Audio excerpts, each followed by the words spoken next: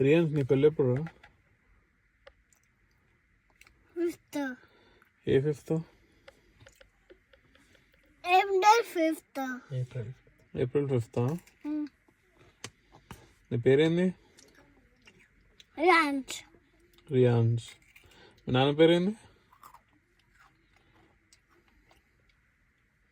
నానమ్మ. మీ డాడీ పేరు? హరీష్. మీ మమ్మీ పేరు? ప్రియా. మీ నాని పేరు? అత్తమ్మ. నానిరా. మీ నాన్నమ్మ పేరేంది?